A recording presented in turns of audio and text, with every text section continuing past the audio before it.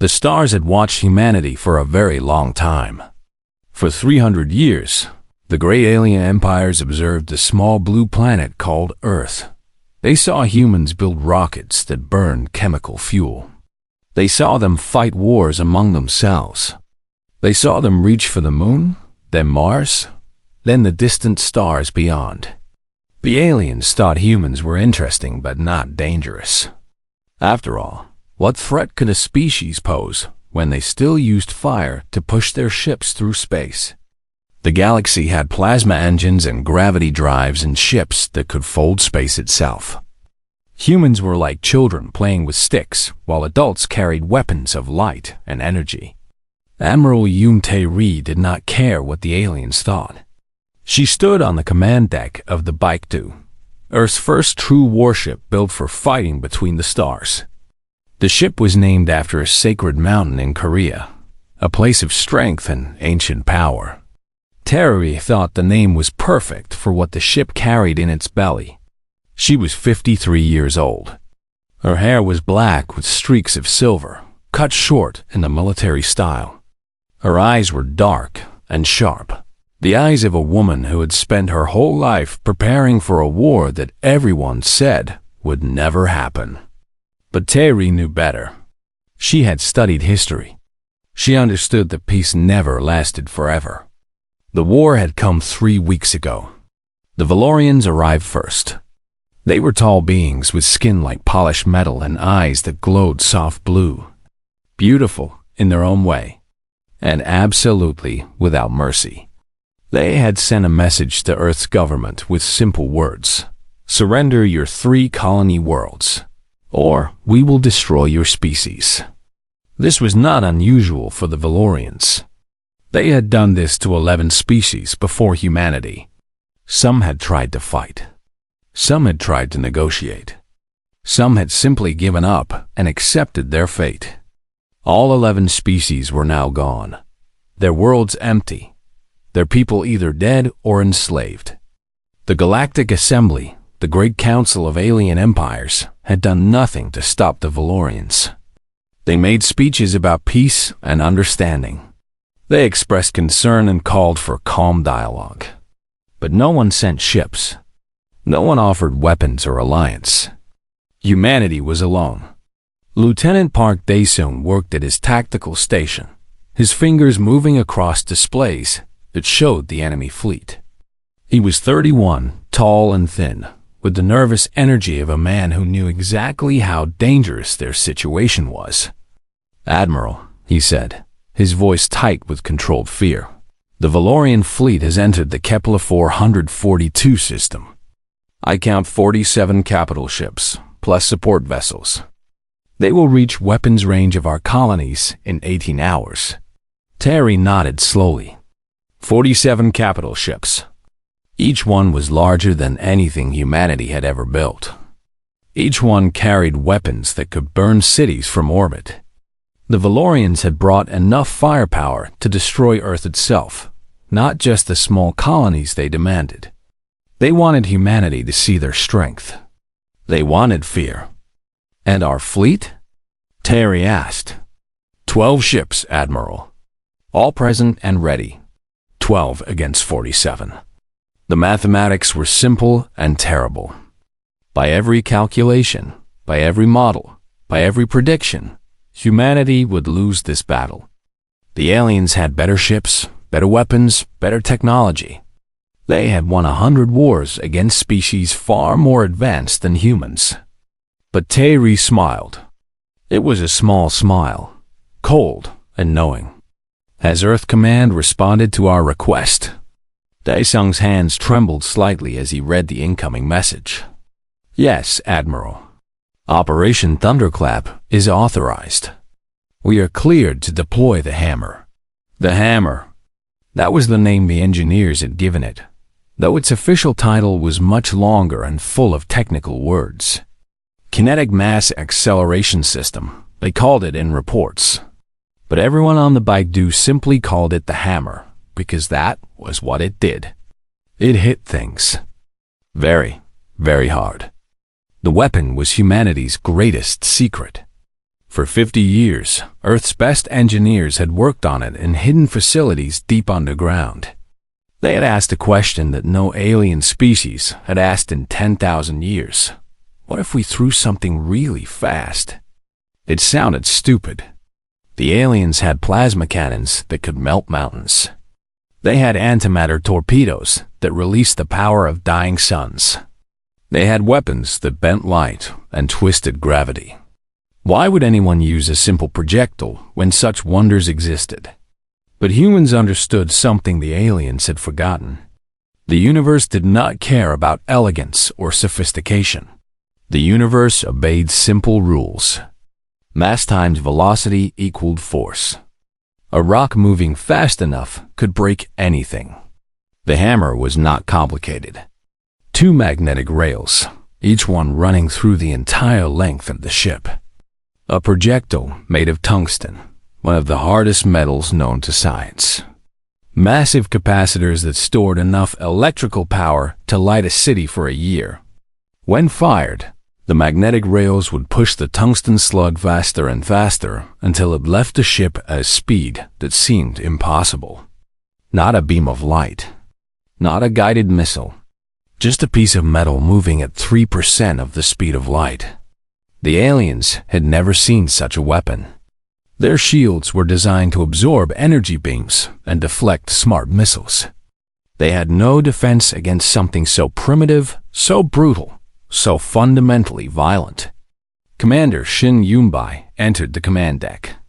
She was Tairi's second in command, a woman of 40 with a calm face that never showed fear.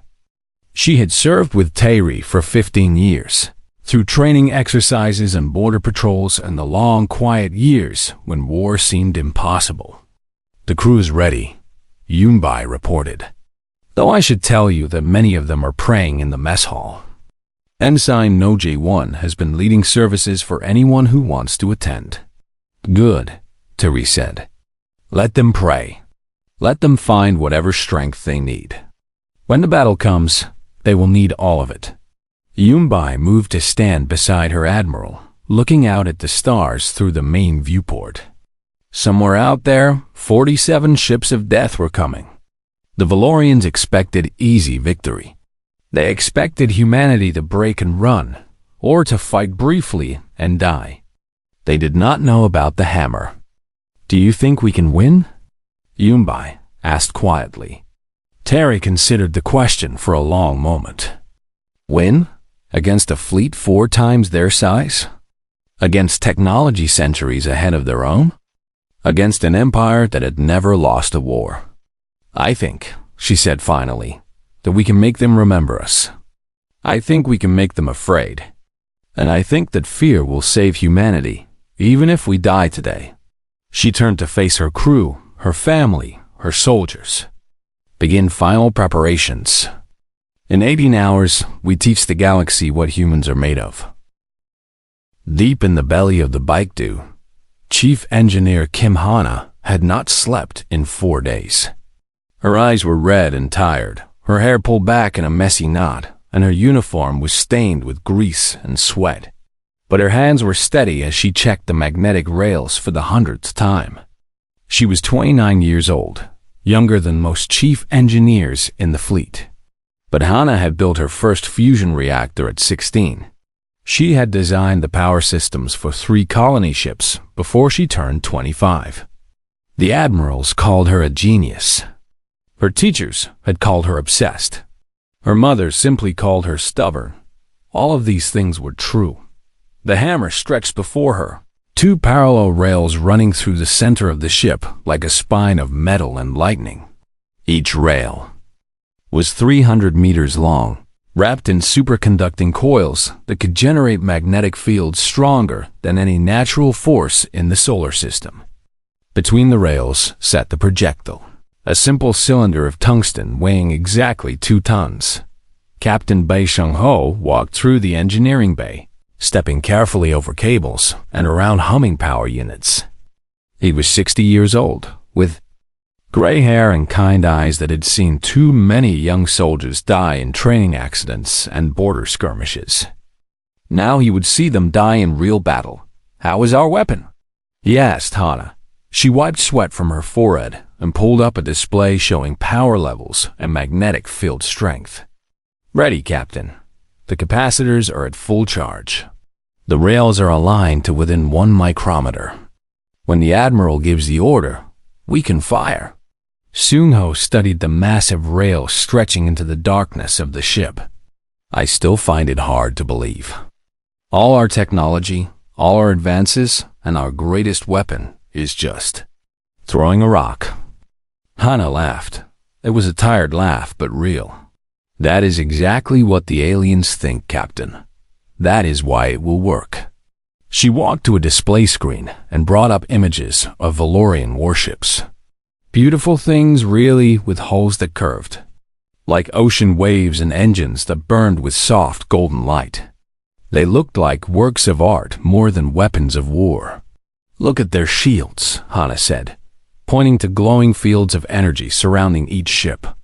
They are designed to absorb and redirect energy. Plasma beams, laser fire, even antimatter explosions. The energy hits the shield, and the shield spreads it out, dissipates it, makes it harmless.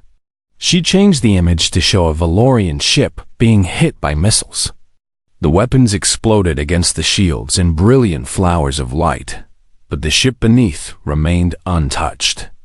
Their point defense systems are even more impressive. Thousands of small cannons that can track and destroy any guided weapon. Missiles, drones, torpedoes, it does not matter.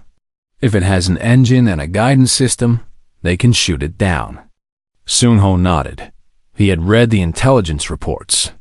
The Valorians had spent 10,000 years perfecting their defenses against the weapons that all advanced species used. No one had broken through those defenses in recorded history. But our weapon has no engine, he said slowly, understanding beginning to dawn in his eyes. Correct. Hana's smile was sharp and dangerous. Our weapon has no guidance system. It does not emit heat or radiation. It is just a piece of metal, moving in a straight line at 9,000 kilometers per second. By the time their sensors identify it as a threat, it will have already passed through their shields and hull. She brought up a new display, this one showing mathematical equations. The kinetic energy released on impact will be approximately 270 petajoules. That is roughly 64 megatons of explosive force from a rock. Soon-Ho stared at the numbers. 64 megatons. The largest nuclear weapon ever built by humans had been only 50 megatons, and that bomb had been considered too dangerous to actually use in war. The aliens forgot something important, Hana continued. They became so advanced, so sophisticated, that they stopped thinking about basic physics. They thought energy weapons were better than kinetic weapons because energy weapons were more elegant, more controllable, more civilized. She picked up a wrench from a nearby workbench and held it up. But the universe does not care about elegant or civilized. The universe only cares about mass and velocity. A wrench moving fast enough can destroy a planet. The aliens forgot this because they evolved past it. They thought they were beyond such primitive methods. She dropped the wrench back on the bench with a loud clang. Humans never forget. We crawled out of caves and survived ice ages and crossed oceans in wooden boats. We fought with rocks before we had metal. We threw spears before we had guns. Violence is in our blood, Captain. We just got better at it. In another part of the ship, Lieutenant Park Dasoon ran final checks on the targeting systems. The hammer did not have smart guidance or tracking computers. It could not adjust its course after firing. This meant the targeting had to be perfect from the start. He worked with senior technician Yuna, a quiet woman of 35 who had spent her career calculating trajectories for asteroid mining operations. Now she calculated trajectories for killing. The Valorian flagship is designated Eternal. Certainty, Yuna said, pulling up sensor data on her screen. 3 kilometers long, mass of approximately 800 million tons. It will be leading their formation. Daesung nodded. If we destroy the flagship, their command structure will be disrupted. The other ships will hesitate, wait for new orders. The optimal firing range is 40,000 kilometers, Yuna continued. At that distance, the projectile will reach the target in approximately 4.4 seconds. That is fast enough that they cannot react, but far enough that we have room to maneuver if something goes wrong. What could go wrong? Yuna looked at him with tired eyes. Everything, Lieutenant. Everything could go wrong.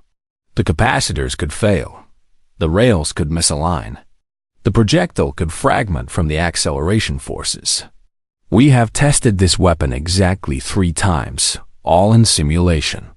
We do not actually know if it will work in real combat. Daesung felt cold settle in his stomach. And if it does not work, then we die, and the Valorians destroy our colonies, and humanity becomes another species that the galaxy forgot. Yuna's voice was flat, matter-of-fact. But the alternative is to do nothing and let them win without a fight. I prefer to try. Throughout the ship, the crew made their own preparations. Some checked weapons and systems. Some wrote letters to families they might never see again. Some gathered in small groups to pray, or share memories, or simply sit together in silence. Ensign No. J1 led a prayer service in the mess hall. He was only 24, too young to command, but old enough to offer comfort. 30 crew members sat before him, their heads bowed, their hands clasped. We do not know what tomorrow will bring, J1 said, his voice steady despite his fear. We do not know if we will live or die, but we know why we fight. We fight for our families. We fight for our home. We fight so that humanity will survive, even if we do not. In her quarters, Admiral Yoon Tae-ri sat alone with her thoughts. On her desk were photographs of her family. Her grandmother, who had survived war as a child. Her grandfather, who had served in the military all his life. Her parents, who had raised her to be strong and stubborn and never surrender. She picked up her grandfather's compass, a simple device of metal and glass that had guided him through battles fought long before she was born. The compass did not work in space, of course. There was no magnetic north among the stars. But she kept it anyway, because it reminded her of where she came from. Tomorrow, she would fire a weapon that might change the galaxy forever. Or she would die trying. Either way, the aliens would learn to fear humanity. The night before battle was always the longest. Admiral Yoon Tae-ri had read this in old books, heard it from veterans, understood it in her bones. But understanding did not make the hours pass faster. She sat in her quarters, unable to sleep, watching the stars drift slowly past her window. Somewhere out there, 47 ships were coming to destroy her people. The Valorians did not negotiate. They did not show mercy. They had given humanity a simple choice: become slaves or become corpses. Most species chose slavery. At least then some of them survived. Humanity had chosen to fight. A soft chime at her door broke the silence. Commander Shin Yunbai entered, carrying 2 cups of tea. She handed one to Tae-ri without speaking and sat down in the chair across from her. They had been friends for 15 years, ever since they served together on a patrol ship, guarding the asteroid mining routes. Yunbai had been a young lieutenant then, precise and careful, with a talent for remaining calm when everything around her fell apart. Terry had recognized that talent immediately. She needed people who did not panic. You should rest, Yunbai said finally. Tomorrow will be difficult. Terry smiled and sipped her tea.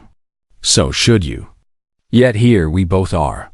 I keep thinking about my parents, Yunbai admitted. They are on Earth in Bazan. My mother called me last week. She wanted to know when I would visit, when I would find a husband. Normal things. She does not know about the Valorians. The government has not told the public yet. They will know soon enough. After tomorrow, everyone will know. Yunbai nodded slowly. Do you think we can win? Truly? Terry considered the question carefully. She had asked herself the same thing 1,000 times in the past 3 weeks. The mathematics were clear. 12 ships against 47. Human technology against Valorian. By every reasonable measure, they should lose.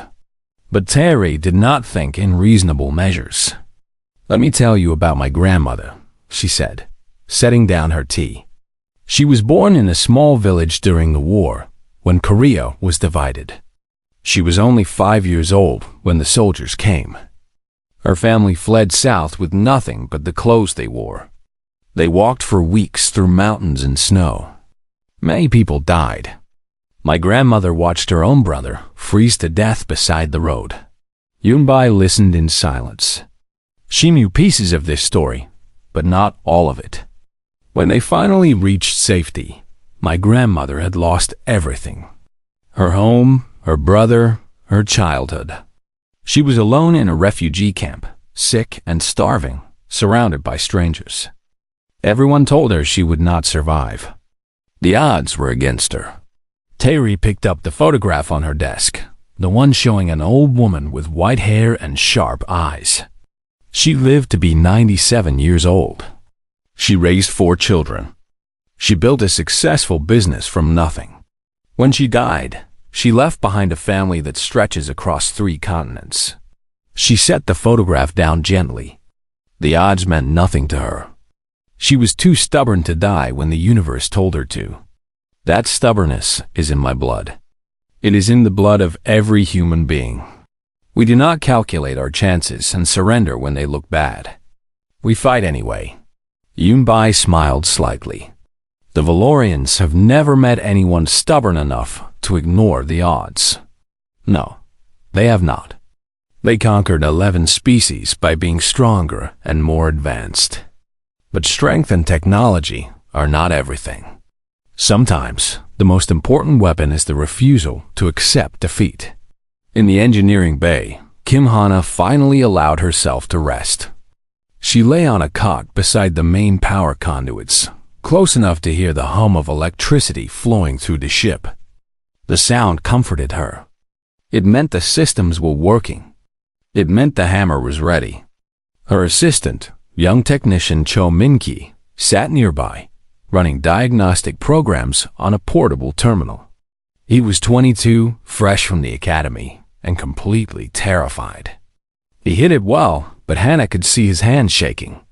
You can talk about it, she said without opening her eyes. Being scared, I mean. Everyone is scared. Min-ki was quiet for a moment. I keep thinking about what happens if we miss. If the weapon fails. If we die. All reasonable things to think about. How do you stay so calm? Hannah opened her eyes and looked at the young man. He reminded her of herself at that age, all brilliance and fear mixed together. I am not calm, Min-ki. I am terrified. But terror does not help me fix power systems or align magnetic rails. So I put the fear in a box in my mind and focus on my work.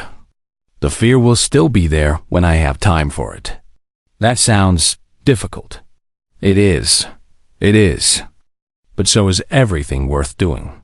She sat up and stretched her tired muscles. Let me tell you something my mother told me when I was young. She said that courage is not the absence of fear. Courage is being afraid and doing the important thing anyway. Every brave person you have ever heard of was scared. They just did not let the fear stop them. Min-ki nodded slowly, absorbing her words. I will try to remember that. Good. Now get some sleep. Tomorrow we make history. On the command deck, Lieutenant Park Daesung ran final simulations with senior technician. Oh, Yuna. The targeting data had been checked and rechecked a dozen times. The firing solution was perfect. Everything was ready. But Daesung could not shake the feeling that something would go wrong. He had studied military history at the academy. He knew that battles never went according to plan. Something always happened that no one expected. Sensors failed. Communications broke down. Enemies did things that surprised you. "You are worried," Yuna observed, not looking up from her terminal. "Is it that obvious?" "Yes, but it is good to worry. Worry keeps you alert." Confident people make mistakes because they assume everything will go according to plan. Worried people prepare for things to go wrong. Dae-sung smiled, despite himself. "You are a very practical person, senior technician. I calculate trajectories for a living. Practical is what I do." She finally looked up at him, her expression serious. "Whatever happens tomorrow, we have done our best. The weapon is ready. The crew is trained. The Admiral is capable. We cannot control what the Valorians do. We can only control what we do. And what do? We fired the biggest gun in human history at the biggest ship in their fleet. And we hope that the laws of physics work the same way for them as they do for us." As the hours passed, the crew of the Baekdu found their own ways to prepare. Some slept, exhausted from days of preparation. Some talked quietly with friends, sharing memories and fears. Some prayed alone in their quarters, asking for strength or mercy or simply peace. Ensign No J1 sat in the ship's small chapel, a room barely large enough for 10 people. A simple wooden cross hung on one wall, alongside symbols from other faiths. The military did not favor one religion over another. All prayers were welcome here. J1 did not pray for victory. He did not even pray for survival. He prayed for the strength to do his duty, whatever happened. He prayed for the families of his crewmates, who would soon learn that their sons and daughters had gone to war. He prayed for the future of humanity, a species he loved despite all its flaws. When he finished, he felt no different. No great peace filled his heart. No divine voice spoke words of comfort. But he felt ready. Whatever tomorrow brought, he would face it with his eyes open and his faith intact. The stars continued their slow dance outside the windows of the Baekdu. Somewhere in the darkness, the Valorian fleet drew closer, and 12 human ships waited, ready to show the galaxy what stubborn really meant. The Valorian fleet emerged from hyperspace like silver knives cutting through black cloth. 47 ships appeared where moments before there had been nothing but empty void. They moved in perfect formation, each vessel exactly where it should be. A demonstration of discipline and power that had broken the courage of countless species before. Admiral Yoon Tae-ri watched them arrive on the main display screen. The flagship led the formation, a massive ship called the Eternal Certainty. 3 kilometers of gleaming metal and deadly weapons, surrounded by shields that blazed with golden light. Behind it, 46 more ships spread out like wings of an attacking bird. The human fleet seemed tiny in comparison. 12 ships, the largest barely half a kilometer long, gathered in a loose defensive formation around the colony world New Bizon. 50,000 humans lived on that world. Farmers and miners and families who had traveled across the stars to build a new home. The Valorians wanted to take that home, or destroy it. Admiral Lieutenant Park Dae-sung reported from his station. The Valorian fleet is broadcasting on all frequencies. They are demanding our response. Put them on screen. The display shifted to show a Valorian commander. Like all of his species, he was tall and elegant, with metallic skin that reflected light like polished silver. His eyes glowed soft blue, and when he spoke, his voice was smooth and cold. "Humans of Earth," the commander said, "I am called the voice of final truth in your language. I speak for the Valorian Dominion. You have been given time to consider our offer. Surrender your colony worlds, and your core population will be allowed to survive as a labor class. Refuse, and we will destroy every human settlement, every human ship, every human life until your species exists only in memory." He paused, as if waiting for this threat to sink in. You have 12 vessels. We have 47. Your weapons technology is 3 developmental epochs behind our own. Your defeat is mathematically certain. Choose wisdom. Choose survival. Choose surrender. The bridge of the Baekdu was silent. Every crew member waited for their admiral's response. Terry stood slowly, straightening her uniform, and faced the screen. I am Admiral Yoon Tae-ri of the United Earth Navy. I speak for humanity. Her voice was calm and hard as stone. We do not surrender. We do not kneel. We do not accept your offer of slavery as a kindness. The voice's expression flickered, the first sign of emotion. This is irrational. You cannot win. Maybe not. But we can make you pay for every inch of space you take. We can fill your hospitals with wounded. We can turn your victory celebrations into funeral marches. And we can teach every species in this galaxy that humans do not break easily. She leaned forward slightly, her eyes locked on the alien commander. So here is our counteroffer. Turn your ships around. Leave this system. Go back to your dominion and tell them that humanity refused to bow. Tell them that we chose to fight. And tell them that if they want our worlds, they will have to burn for them. The voice stared at her for a long moment. Then the transmission ended. They have cut communications, Dae-soon reported.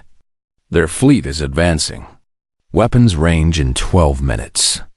Commander Shin Yumbai moved to stand beside Tae-ri.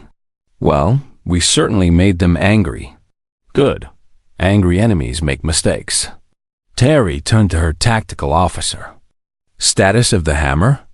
Fully charged and ready, Admiral. Targeting solution confirmed. We are locked on the eternal certainty. Tae-ri nodded. The plan was simple, as all good plans should be. Wait for the Valorians to come into optimal range. Fire the hammer at their flagship. Hope that the weapon worked as designed. If it worked, the Valorian command structure would be thrown into chaos. The other ships would hesitate, unsure who was in charge, unsure what had just happened. Those precious minutes of confusion might be enough for the human fleet to inflict real damage before they were destroyed. If it did not work, they would all die very quickly. The minutes passed with agonizing slowness. The Valorian fleet grew larger on the screens, individual ships becoming visible, weapons ports opening like hungry mouths. The eternal certainty led the way, its golden shields blazing with power. Its commander confident in the absolute certainty of victory. In the engineering bay, Kim Hannah watched her displays with fixed attention. The capacitors were holding steady. The magnetic rails were perfectly aligned. The tungsten projectile sat ready in its cradle, 2 tons of metal that would soon become the fastest object humans had ever created. Power levels optimal, she reported over the command channel. Hammer is ready. God help them. 40,000 kilometers, Dae-soon announced. Optimal firing range achieved. Terry looked at the display one final time. The Valorian flagship filled the screen now, beautiful and terrible, a monument to alien arrogance. Its commander believed he was about to win an easy victory. He believed humans were primitive creatures who would break before superior force. He was about to learn otherwise. Fire. The word was quiet, almost soft, but it carried the weight of human history behind it. Every war humanity had ever fought, every battle, every struggle for survival, condensed into a single syllable. Deep in the Baekdu, the capacitors discharged. Millions of amperes of electrical current surged through the magnetic rails, creating fields of force that would have torn any normal object apart. The tungsten slug began to move, pushed by invisible hands of pure energy, accelerating at a rate that defied comprehension. In 0.003 of a second. The projectile traveled the length of the ship and emerged from the barrel at 9,000 kilometers per second. 3% of the speed of light. faster than any human object had ever traveled before. The bridge crew felt the ship shudder as the hammer fired. Power systems flickered briefly as the massive energy discharge drained every reserve. Then everything stabilized, and they watched. 4.4 seconds. That was how long a projectile would take to cross the 40,000 kilometers between the Baekdu and the Eternal Certainty. Less time than it took to breathe. Less time than it took to blink. The Valorian sensors detected something. They registered a small object moving at impossible speed. Too fast to track. Too simple to identify. Their computers tried to classify it as a weapon, but it matched no known profile. No guidance system. No engine. No warhead. Just mass. Just velocity. Just physics. The tungsten slug hit the Eternal Certainty exactly in the center of its hull. The golden shields, designed to disperse energy weapons and deflect guided missiles, did nothing. The projectile passed through them like they were not there, because shields could only stop things they were designed to stop. No one had designed shields to stop rocks moving at relativistic speeds. The impact released 270 petajoules of kinetic energy in less than a microsecond, the equivalent of 64 megatons of explosive force, concentrated on a single point. The Eternal Certainty did not explode. It disintegrated. The hull simply came apart. Metal vaporizing, atmosphere flash boiling, crew dying so quickly they never knew what had happened. The blast wave expanded outward in a sphere of destruction, catching two escort vessels that had been flying too close to the flagship. They tumbled away, hulls torn open, systems failing. 3 ships destroyed. In less than 5 seconds. From a single shot, on the bridge of the Baekdu, absolute silence reigned. The crew stared at their screens, unable to process what they had just witnessed. The mightiest ship in the Valorian fleet was simply gone, replaced by an expanding cloud of debris and radiation. Commander Shin Yunbai broke the silence first. "Admiral." It worked. Tari allowed herself a small smile. Yes, it did. The remaining Valorian ships had stopped advancing. They held position motionless as if frozen by shock. Their communications channels erupted with confused chatter, commanders demanding explanations, officers reporting impossible sensor readings. Their flagship was gone. Their commander was dead. And they had no idea what weapon had just killed them. "Open a channel to the Valorian fleet," Tari ordered. When the connection was established, she spoke clearly, knowing that every ship in the enemy formation would hear her words. "This is Admiral Yoon Tae-ri of the United Earth Navy." That was one shot from one ship. "We have 11 more. I suggest you reconsider your position." Silence. Then, one by one, the Valorian ships began to turn. Not advancing, retreating, running. The second greatest fleet in the galaxy fled from 12 human ships and one very big gun. The news traveled faster than light. Across the galaxy, sensor stations and observation posts detected the massive energy release in the Kepler 442 system. Scientists analyzed the data. Military commanders demanded explanations, and government officials called emergency meetings.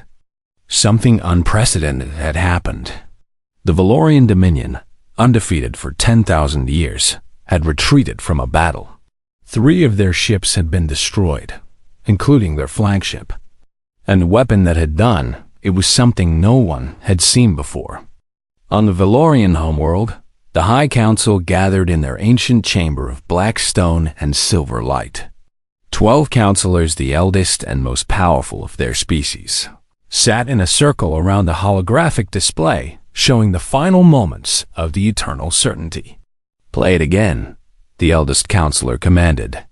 The recording played. The Valorian flagship, proud and invincible, advancing toward the tiny human fleet. Then a flash of motion, too fast for sensors to properly track. Then nothing. "Where the?" Greatest ship in their navy had been, only debris remained. "What weapon is this?" the eldest counselor demanded.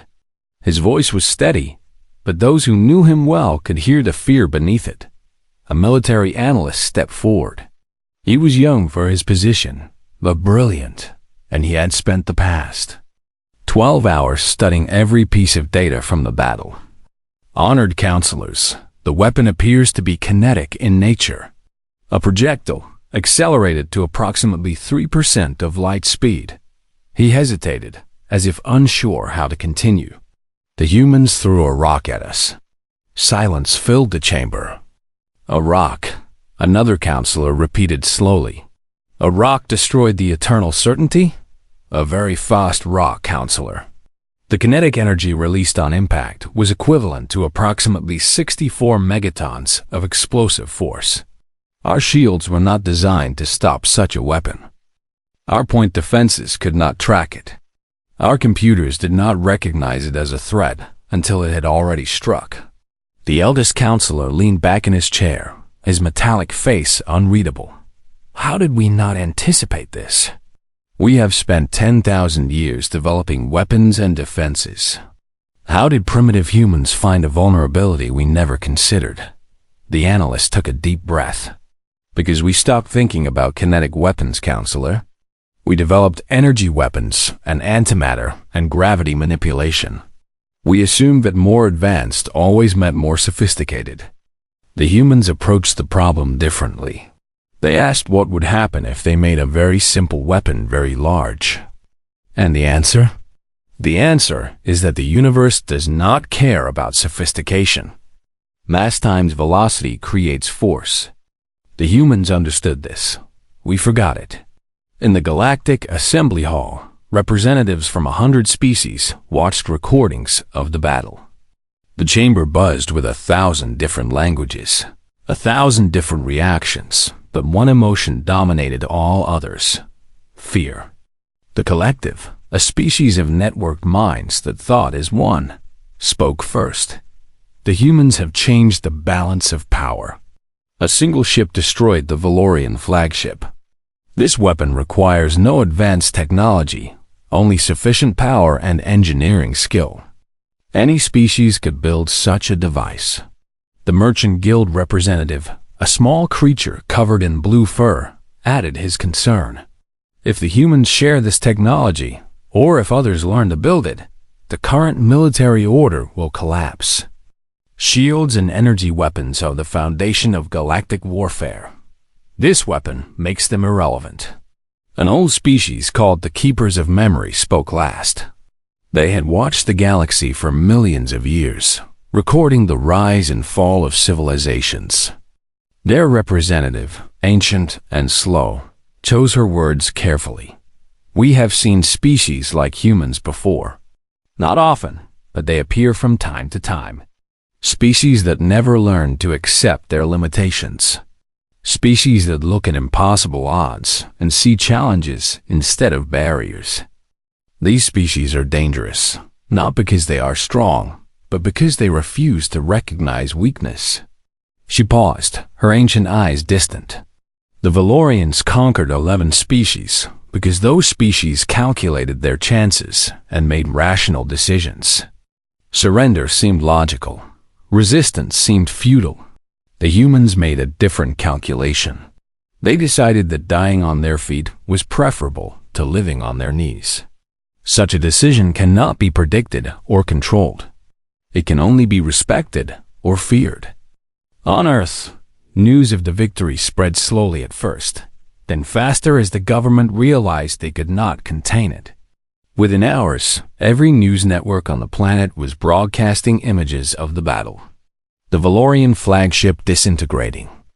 The enemy fleet retreating. Admiral Yoon Taeri's voice, calm and hard, demanding surrender from an empire that had never surrendered before. People gathered in streets and parks and homes, watching the footage over and over. Some cried. Some cheered. Some simply stared in silence, trying to understand what it meant. Humanity was not alone in the universe. Humanity had enemies who wanted to destroy them. and humanity had won the first battle. In Bizen, Commander Shin Yunbai's mother watched the news with tears streaming down her face. She did not fully understand the technology or the politics. She only understood that her daughter was alive, and that her daughter had helped save 50,000 people on a world called New Bizen. She called her daughter's communication account and left a message, knowing it would take hours to reach her across the vast distance of space. "Yunbai," she said, her voice thick with emotion. "I am so proud of you. Your father is crying." "He pretends he is not, but I can see him. Come home soon. I will make your favorite food. I love you." On the Baigdu, Admiral Yun Tae-ri stood alone. In her quarters, looking at the stars through her window. The battle was over. The enemy had retreated. Her crew was celebrating, drinking and singing and releasing the tension of the past weeks. She should be celebrating with them. She should be happy. They had won. But Terry knew that this was not the end. It was the beginning. The Valorians would return. They would analyze the weapon and develop countermeasures. They would come with more ships, better tactics, deeper rage. The next battle would not be so easy. And beyond the Valorians, other empires were watching. The Galactic Assembly had ignored humanity before, treating them as primitives not worth attention. Now they would pay attention. Some would want to be friends. Others would see humans as a threat that needed to be eliminated before they grew too strong. The galaxy had changed today. Humanity had announced itself not as a minor species begging for scraps at the edge of civilization, but as a force that could challenge the great powers. That announcement could not be taken back.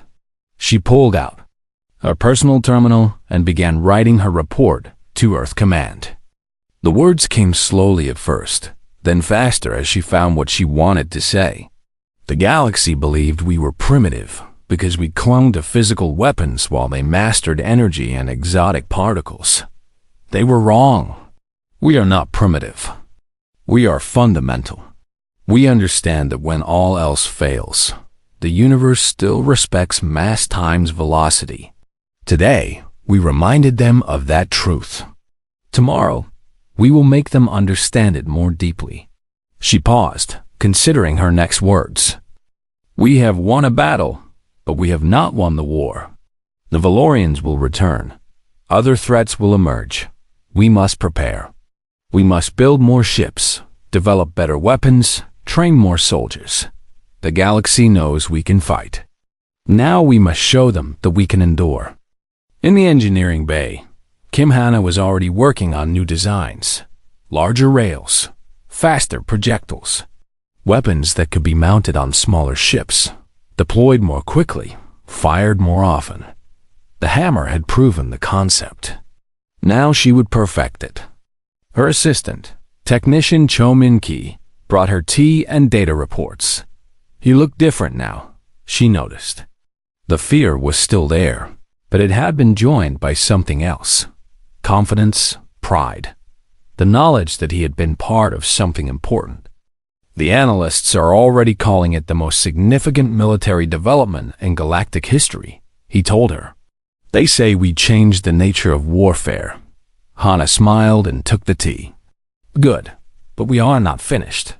The Valorians will adapt.